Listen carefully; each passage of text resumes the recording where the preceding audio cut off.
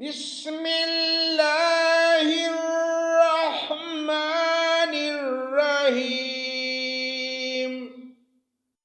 قل ارأيتم إن أخذ الله سمعكم وأبصاركم وختم على قلوبكم من إله غير الله يأتيكم به انظر كيف نصرف الآيات ثم هم يصدفون۔ اللہ کے نام سے شروع جو بڑا مہربان نہایت رحم کرنے والا ہے۔ آپ کہیے کہ یہ تو بتلاؤ، اگر اللہ تعالیٰ تمہاری سماعت اور بصارت بالکل لے لے اور تمہارے دلوں پر مہر کر دے تو اللہ تعالیٰ کے سوا اور کوئی معبود نہیں ہے کہ یہ تم کو پھیر دے۔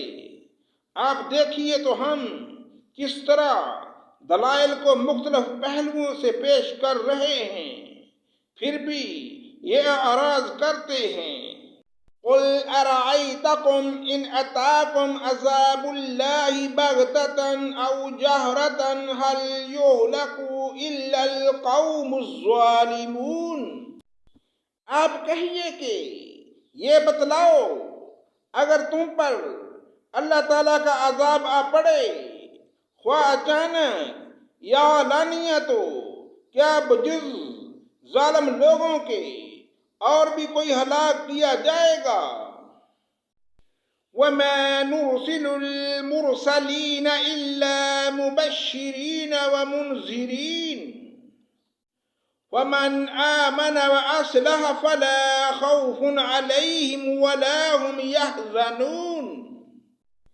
اور ہم پیغمبروں کو صرف اس واسطے بھیجا کرتے ہیں کہ وہ بشارت دیں اور ڈرائیں، پھر جو ایمان لے آئے وہ درستی کر لے، سو ان لوگوں پر کوئی اندیشہ نہیں اور نہ وہ غمگین ہوں گے۔ والذین کذبوا بآیاتنا یمسهم العذاب بما كانوا یفسقون۔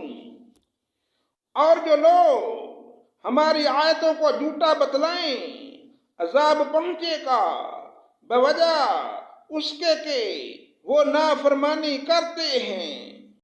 قل لا اقول لكم عندي خزائن الله ولا اعلم الغيب ولا اقول لكم اني ملك ان اتبع الا ما يوحى الي قل هل يستوي الأعمى والبصير افلا تتفکرون۔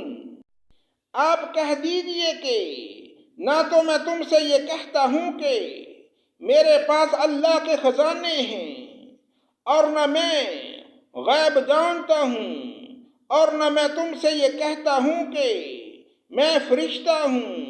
میں تو صرف جو کچھ میرے پاس ہے وہی آتی ہے، اس کا اتباع کرتا ہوں۔